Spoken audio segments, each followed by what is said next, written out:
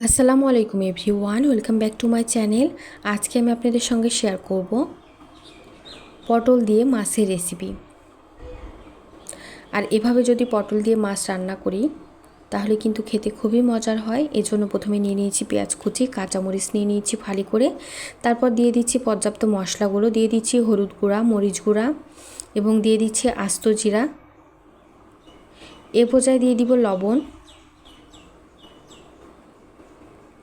পর্যাপ্ত দিয়ে দিতে হবে। আর এই গরমে কিন্তু পটলের রেসিপি খেতে খুবই মজার হয়। আর এই পর্যায়ে দিয়ে দিলাম আদা রসুন বাটা। এখন দিয়ে দিচ্ছি তেল। আমি কিন্তু সরিষার তেল দিয়ে পটল রান্না করব। আর খুব ভালোভাবে কুচি করে পটল আগে থেকে কেটে নিয়েছি, দিয়ে খুব ভালোভাবে মশলাগুলো মাখিয়ে নিয়েছি। আর আমি মাছও আগের থেকে ভেজে নিয়েছি। এই পর্যায়ে আমি পটলগুলো দিয়ে দিচ্ছি।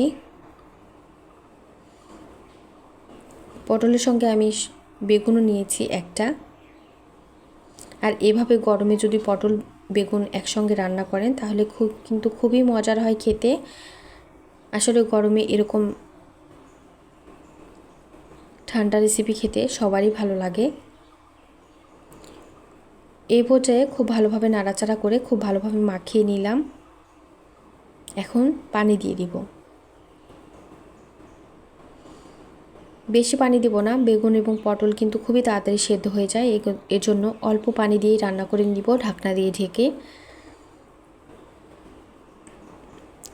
আর এখনও যারা আমার রেসিপি দেখছেন কিন্তু লাইক দেননি, প্লিজ একটা লাইক দিয়ে দিবেন। আর অবশ্যই আমার চ্যানেলটি সাবস্ক্রাইব করে দিবেন। কমেন্ট করে জানাবেন কেমন হয়েছে পটল এবং বেগুনের রেসিপি। এই পর্যায়ে আমি কিছুক্ষণ রান্না করে নেওয়ার পর এখন কিন্তু মাছ দিয়ে দিব। দেখে বুঝতে পারছেন অনেকটা কিন্তু পটল এবং বেগুন তো একদমই সেদ্ধ হয়ে গেছে, পটলও সেদ্ধ হয়ে গেছে। পর্যায়ে আমি মাছটাকে একটু নাড়াচাড়া করে দিচ্ছি, পটলের সঙ্গে মিশিয়ে দিচ্ছি। তারপরে কিন্তু আমি খুব ভালোভাবে নাড়াচাড়া করে দিয়ে ঢাকনা দিয়ে ঢেকে আবারও কিছুক্ষণ রান্না করে নিব। কিছুক্ষণ এভাবে রান্না করে নিচ্ছি, তাহলে কিন্তু রান্না একদমই হয়ে যাবে। আমি কিন্তু একদমই ঝোল রাখবো না, সামান্য পরিমাণ নিচে ঝোলের মতো থাকবে। এই পর্যায়ে কিন্তু আবার একটু নাড়াচাড়া করে দিচ্ছি। মাছগুলোকে যেহেতু আমি ভালোভাবে ভেজে নিয়েছিলাম এই জন্য কিন্তু ভেঙে যাচ্ছে না মাছগুলো। এই পর্যায়ে কিন্তু রান্নাটা প্রায় হয়ে গেছে। তার আগে আমি তেল দিয়ে দিচ্ছি, তেল দিয়ে আবার একটু নাড়াচাড়া করে দিব।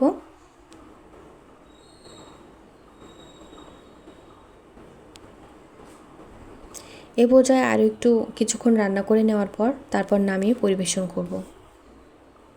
এভাবে কিন্তু গরমে খুব সহজে, খুবই অল্প সময়ে, যেহেতু অনেক গরম, অল্প সময়ে হাতে মাখিয়ে এভাবে পটল মাছের রেসিপি তৈরি করে নিতে পারেন। খুবই মজার হয় খেতে।